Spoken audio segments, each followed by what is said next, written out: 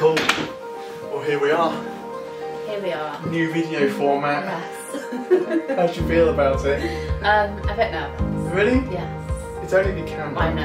I'm just going to pretend it's not there. Well, welcome to our new format. This is our way that we're going to update landlords and tenants in the future. Landlords that have been with us for some time will know that I used to do, years ago, I used to do email updates, which took me ages to write. And then during lockdown, I started doing some video updates, and now we're getting with the new way, although it's probably not that new anymore, is it? People have been doing YouTube updates for ages, haven't they? So this is now our new way. This will be on YouTube, available for anyone to view, primarily aimed at our landlords and tenants for Proud House Property Management, but any landlord or tenant can view this and give us a follow. So what are we going to talk about, Nick? We're going to talk about social media and our plans for... Yeah, big push on updating our social media, Yeah, and just increasing our reviews for Google reviews. Yeah, it's going to be a fairly quick session, this one, I think, isn't it? Because this is the first one that we're doing. It is Christmas as well, so no doubt people are not really interested in watching a big long update from Proud House. They're probably far more interested in Christmas shopping, mince pies and all that sort of stuff. Yeah. So we'll do a quick update for December, and then next year, starting on a monthly basis, we'll be aiming to do updates and talk about topics and themes that are relevant at the time, based on industry news and so on. So that's the new format. Social media is something that social media is the bane of my life, I think. Really, it's one of those things that, as a business, we're all urged to have a good social media presence, and if you speak to marketing consultants and experts, they'll all say, social media, and make sure that you've got it all organised and you're working to a marketing strategy and that sort of stuff. But the thing for us, and I'm sure you've found this now managing the business more recently, is just finding the time to do it. Yeah, finding the time, and also the content, because obviously what we do is a service and we're not a product as such, which exactly. is a little bit different. I mean, if you were making widgets, you can just put your widgets on social media and tell people how great your widgets are, but actually when we've got a service, it's quite difficult to showcase anything along those sorts of lines. But nonetheless, if you're not following us on Facebook or Instagram or LinkedIn, then please do. We are having a bit of a push to get more content out there. And what we're trying to do is create more video content, help guides and information. A lot of stuff for tenants, perhaps on maintenance issues, things that tenants can do for themselves. But then also advice for landlords about common maintenance tasks that are quite quick and easy to do, and perhaps a bit of background on those. The other thing I'm doing on LinkedIn is I'm trying to do more frequent, also probably monthly, but more in-depth analysis, mainly along the lines of sort of landlord obligations and industry and property news. So we'll put the link to the LinkedIn page. Here or wherever, wherever, below, in the information. What do they say? It'd be in the description below. In the description below. Yeah, exactly. Right.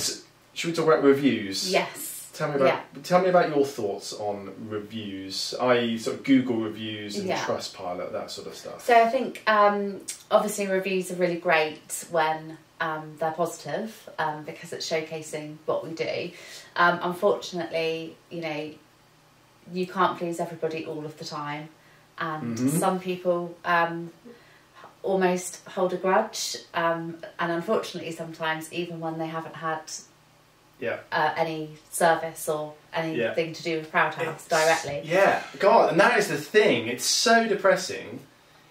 There seems to be, with Google reviews and Trustpilot, you don't actually need to have been a client. You don't actually need to have been a landlord or a tenant, or to have even used the services. Anyone can just go on and just on the reviews page and just leave a review. Yeah. So what happens, of course, is anybody that's kind of not happy, if something's not really gone their way, we are finding that a very small minority of people are taking to reviews and they're what I call weaponising them. They're just writing whatever they want, leaving a 1-star review.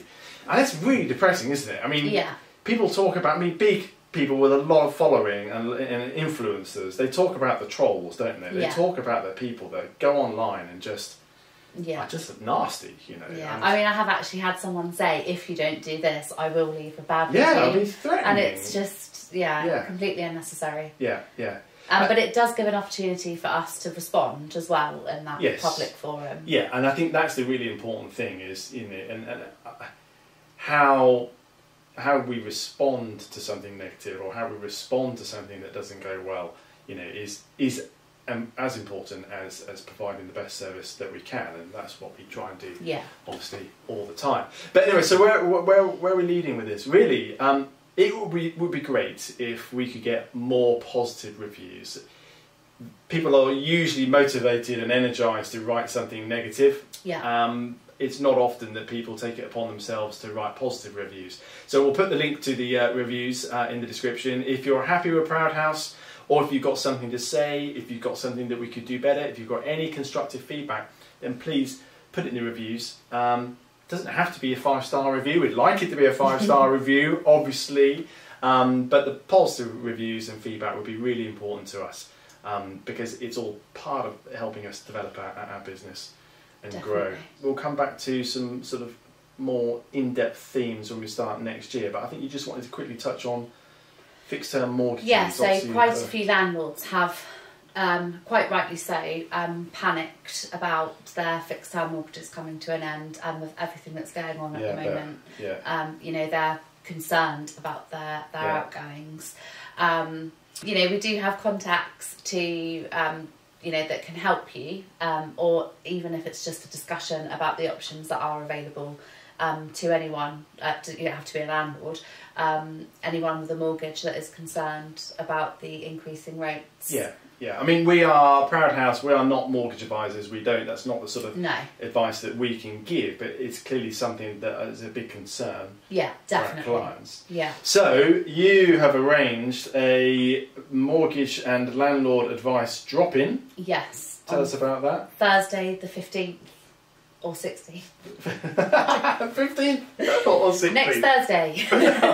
Next Thursday. Should we work out what Thursday is Yeah. going to be? So we're Monday the 5th, 6th, 7th, 8th. That's going to be Thursday the 15th. Thursday the 15th. Thursday the 15th. So Thursday the 15th at our office from 7 o'clock to coincide with the late night shopping in Yeovil.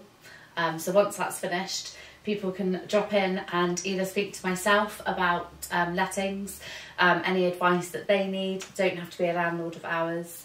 And Darren will also be here, who is a local based guy, mortgage advisor.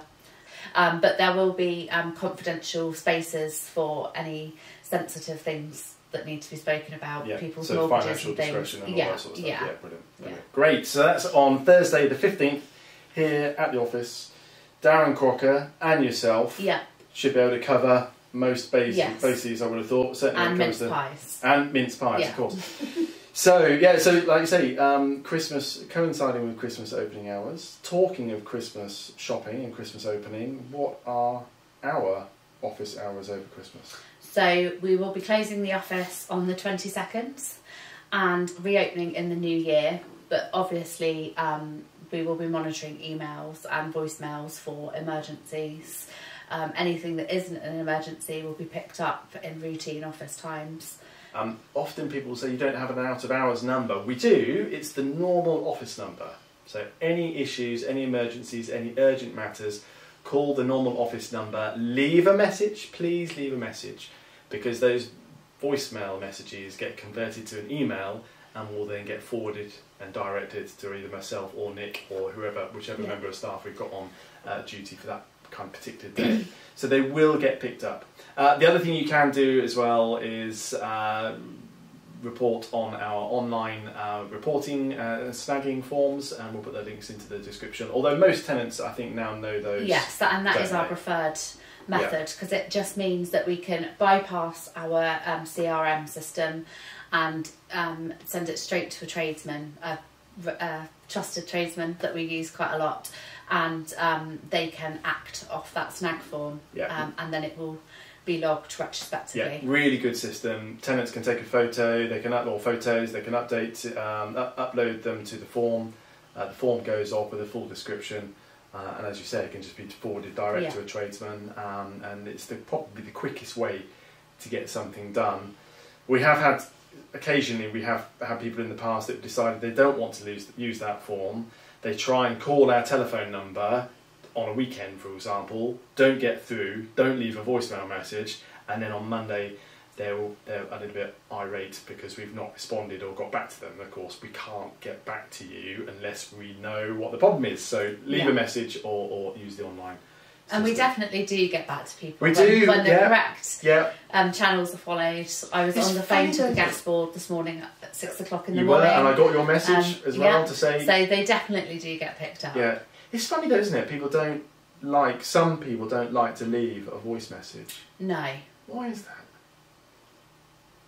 I'm not sure. I think maybe it's just a confidence thing. Yeah, I don't know. I mean, years ago, I can remember it felt, I can remember them becoming a more and more common thing, voicemail systems, and it felt very strange talking to the telephone.